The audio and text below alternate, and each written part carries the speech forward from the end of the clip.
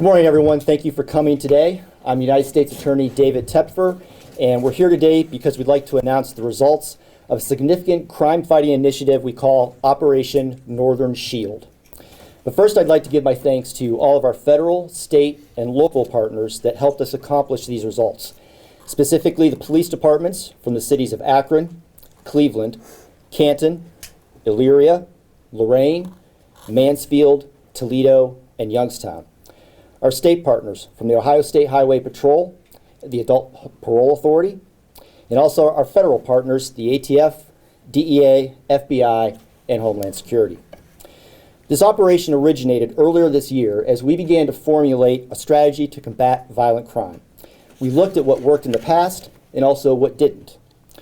Typically, the usual approach was to surge resources but focus only on one area at a time. However, crime is everywhere. And as we explored what we would do, we looked at what it would take to expand our efforts across the entire region for the Northern District of Ohio. Operation Northern Shield was the first of its kind in our region by targeting several metropolitan areas all at once. Historically, rising temperatures in the summer months tend to correlate with a rise in violent crime, and so we needed to act swiftly across our entire region and not just in one area. So we made efforts to hit all the hot spots and support the violent crime reduction efforts of the U.S. Attorney's Office as well as the Northern Ohio Violent Crime Consortium. This operation was led by the United States Marshals Service, who coordinated with about 20 state, local, and federal partners to accomplish these goals. Our law enforcement partners identified the worst offenders that they knew were the drivers of violent crime, as well as those with outstanding arrest warrants. The planning for this operation prioritized individuals who were known to be associated with violent criminal activity and gang involvement after being identified through local crime analysis. These individuals were wanted for crimes of violence such as homicide, manslaughter, assault, robbery, and sex offenses. Other offenses involved human trafficking, firearms violations, and drug trafficking. The marshals designated an enforcement period for each participating city, which was coordinated in advance with local law enforcement. Additional personnel from the Northern Ohio Violent Fugitive Task Force and other supporting partners that you see represented on this stage were temporarily deployed to carry out the mission. Although the investigations were conducted in separate areas, the impact of our efforts is collective. Between May and July, approximately 684 people were arrested under Operation Northern Shield. Nearly 200 firearms have been seized, along with varying amounts of fentanyl, crack, methamphetamine, cocaine, and other illicit drugs. Approximately 264 of these arrests came from surges in the individual cities, and additional 355 arrests came from across the district. Many of those apprehended will face state charges, and we expect a portion of these will be referred to my office for federal prosecution where appropriate, including for people who possess firearms despite being convicted felons and having a history of violent felony offenses. Among the approximately 25 individuals currently facing federal charges are Sidney Booty, a previously convicted felon who is allegedly found possessing an illegal firearm, a silencer, and methamphetamine which he intended to sell. Others facing federal charges include Marcus Brown and Terrence Montgomery, who are allegedly part of a drug conspiracy that trafficked fentanyl, crack, and cocaine. They are also charged with engaging in interstate racketeering activity. Now, I'm sure many of you have heard the good news recently that overall, crime is down across the country. The bad news is that, unfortunately, criminals will continue to be criminals, and so we cannot be complacent. We will continue to hunt down those who destroy lives and crumble communities with each act of violence. We are committed to making Northern Ohio a safe place where you can live in peace, raise your families, and enjoy a vibrant community life. This type of operation is an incredible feat of collaboration that comes from the strong partnerships represented on this stage today. And it is just the beginning. For now, I'd like to welcome to the podium for some remarks my colleague, United States Marshal Peter Elliott. Thank you, sir. I talk with my hands a lot, so one time I hit the microphone with Mike DeWine right beside me, so anything's possible today, so just be ready. Well, good morning. Thank you all for being here today. I want to start by recognizing the tremendous effort behind this operation, Operation Northern Shield. What you are seeing here today is a result of 8 weeks of coordinated work in an operation that resulted in, as the U.S. Attorney said, 684 arrests with 29 gang members arrested, with nearly 200 firearms because of our partners at ATF taken off the streets, and large amount of narcotics with our friends at the DEA and the FBI who took those narcotics firearms off of the streets. The Northern Ohio Violent Fugitive Task Force, we have more than 350 part-time and full-time officers. During each week of Operation Northern Shield, our teams were brought in from across the district to focus in our NOVCC cities of Cleveland, Akron, Canton, Elyria, Lorain, Mansfield, Toledo, and Youngstown to support and multiply the resources needed for that specific area targeted that week.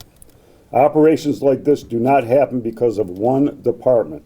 They happen because agencies choose to share information, resources, and the overall goal of making our communities across Northern Ohio safer.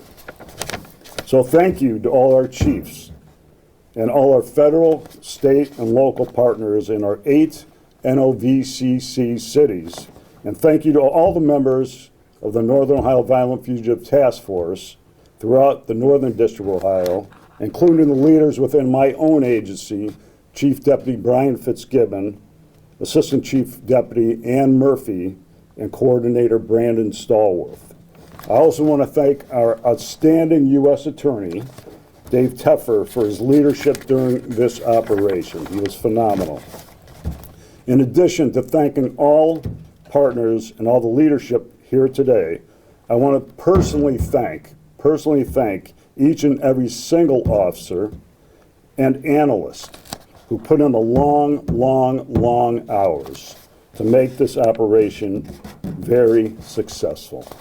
Operation Northern Shield means fewer dangerous individuals are on the streets today, and we have safer neighborhoods.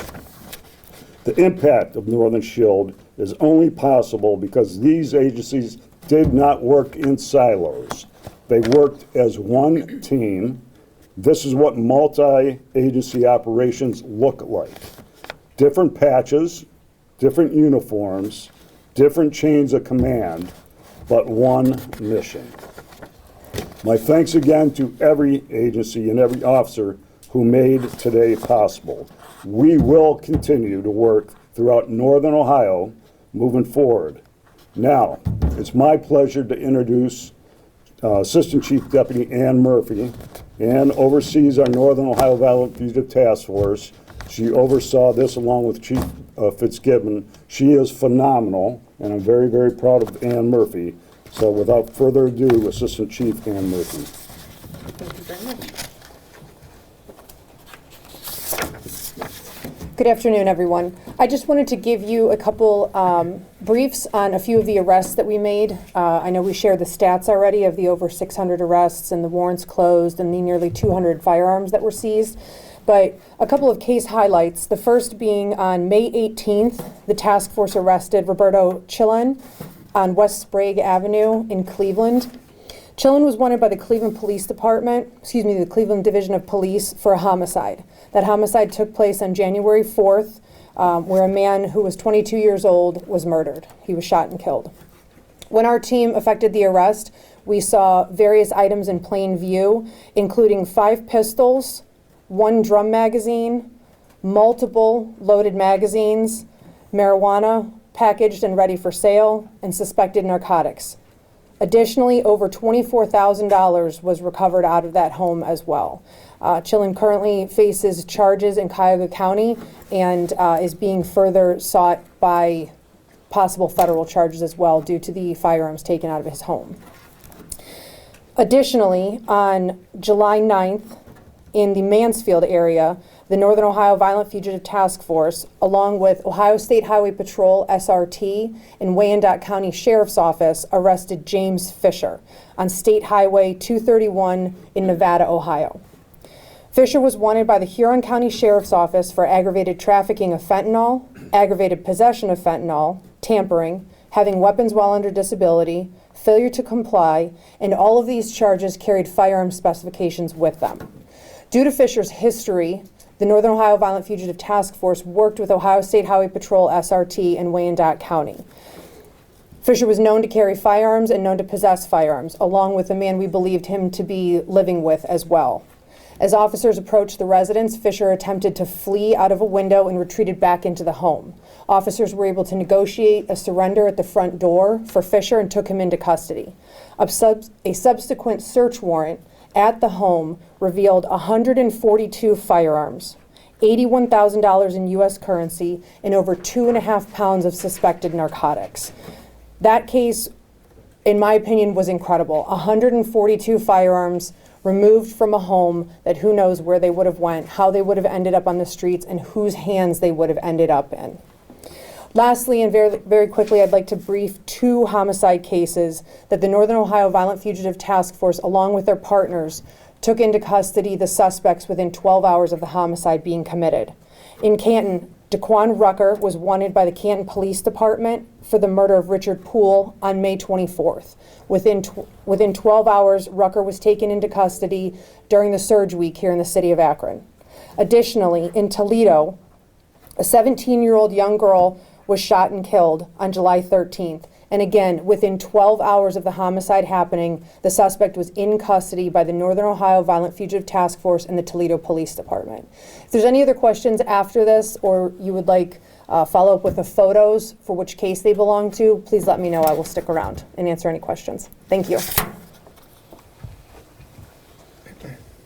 Our next speaker will be Chief Harding. Chief Harding has been a partner of the U.S. Marshals Service for more than a couple of years now, since he became chief, and even before that. He is phenomenal. We have a great relationship. We're very honored that he's a police chief here. Again, we've had so many cases over the last couple of years alone that we partnered together on that have been solved. So we appreciate you, Chief, and everything you do for the city and for us. Thanks so much, Pete. I appreciate the kind words. Good morning, everybody. I really want to begin by thanking our partners at the United States Marshal Service and the U.S. Attorney's Office, and all our federal, state, and local agencies that worked with us throughout this operation. Many of them are represented here on the stage with us today, and your teamwork made all the difference. Thank you, and your commitment and collaboration were essential to the success of Operation Northern Shield, specifically as well here in Akron. I know I speak for the other area police chiefs involved in this operation when I say that this level of cooperation is not just helpful, it's vital. It's absolutely vital. It is how we build a safer community. When law enforcement agencies unite behind a shared vision, we amplify our impact and strengthen our ability to protect our public. This operation is really indicative of the coordination happening across Northern Ohio and across our entire state. In late May, during week 2 of this operation, our combined efforts demonstrated just how much impact and how much we can accomplish through communication, planning, and truly a united focus. Together during that week, we arrested 48 individuals wanted on felony offenses, including 2 wanted for homicide, one which Ann Murphy just highlighted, and recovered 5 firearms. These results reflect the power of our groups working together. I want to really recognize our Akron Police Department Anti-Violence Bureau, and specifically our Street Narcotics Uniform Detail and our Marshals Task Force officers. These teams operate on the front lines every day, confronting violent offenders, dismantling drug networks, and responding to some of the most dangerous and complex challenges in our community. Their efforts during this operation, and really all year long, show the strength of partnerships that are built on trust, professionalism, and a shared purpose. And that purpose is keeping our communities safe. We remain committed to public safety. We will continue to strengthen our local, state, and federal partnerships, supporting our officers and investing in proven strategies that protect our neighborhoods and build confidence in law enforcement. I again want to thank everyone who contributed to the success of the Operation Northern Shield, and I also want to thank you for your continued support of our specific community as well. Thank you. All right, we have time for a few questions if there are any. Yes, sir. Do you know how many folks in Akron were among those arrested?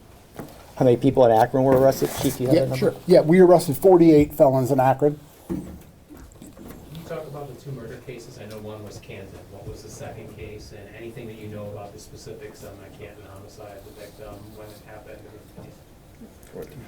So for the Canton case, the crime occurred on May 24th, and the victim was Richard Poole, How do you spell that? Poole. Okay. Daquan Rucker was arrested the next day.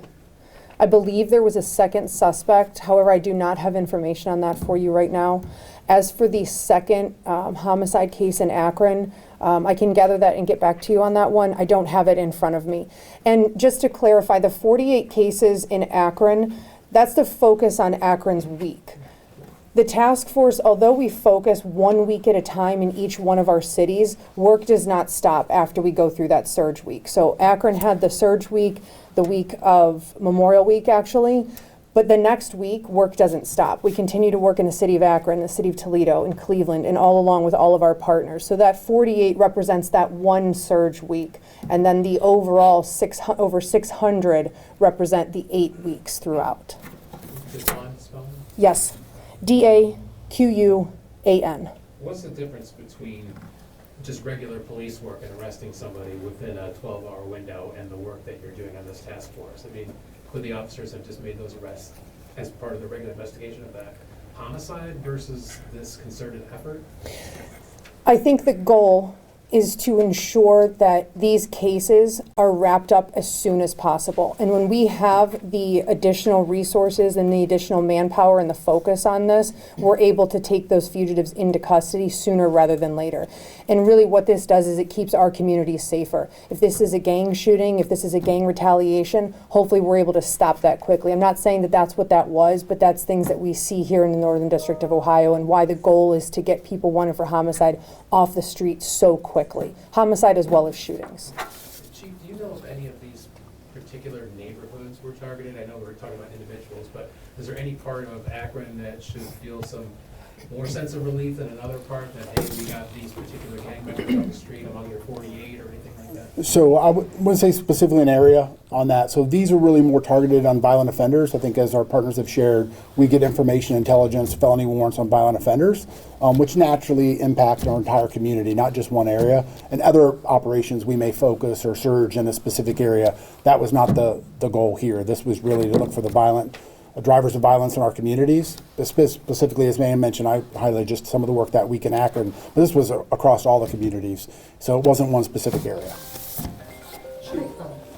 Chief, excuse me, getting guns, illegal guns off the street is not, this wasn't just this operation to do that. Your department works on that routinely. Let's talk about that. As soon as I silence my phone. No problem. Yeah, so absolutely. With our partners here, we do this work all the time. I think the surge that we're trying to highlighting here is the additional resources that come into each community at one time, and the analysts that work on making those cases, so where we know where they are. But you hit the nail on the head. We've talked repeatedly in other press conferences around the violence and guns, and we work on that throughout the year with with all the partners actually that are here as well. But that's a focus all the time. So absolutely. I may have missed this.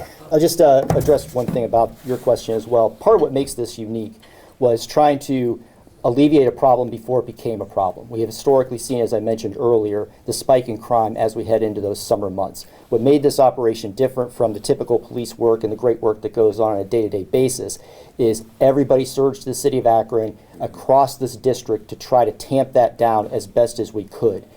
What doesn't happen on an everyday basis is you don't see the FBI, the DEA, Homeland Security, ATF, and Adult Parole Authority consistently working hand in hand with police in a concerted manner the way we saw during this 8-week period, and that's what really sets it apart. I heard a same question, ma'am. You actually just answered my question. Oh, good. All right. You want to say You made something? an effort to be here. I'd like to hear from you about these guns and how they end up getting in the hands. How does somebody accumulate 141 weapons? Where do these guns? How do these illegal guns get in the hands of these individuals? Sure. So you know that we've now have the Crime Gun Intelligence Center here in Akron, and part of the focus that we have here with all of our partners and, specifically Akron Police when it comes to gun trafficking is, when these guns are getting into people's hands, it's through people that are unlicensed dealers, straw purchasers, people that are stealing firearms. So that's ultimately, we're looking at those people that are involved in firearms trafficking. And that's part of what we focus on at the Akron Crime Gun Intelligence Center. But here, obviously, the mission was going after violent offenders, which showed, hey, violent offenders are obtaining these firearms, which then branch off into other investigations that each of the agencies here will look at. And these guns, in your professional opinion, are destined for what? Well, they're destined for crime. I mean, they're destined for shootings. They're destined for murders. So every one of these guns, thanks to this operation that was led by the marshals, every one of these guns was destined for something that was nefarious or criminal in nature. So by what you essentially have with every one of these firearms is a saved life, at least one. All right, very well said. All right, that's all we have time for, folks. Thank you so much. Good job, Chief.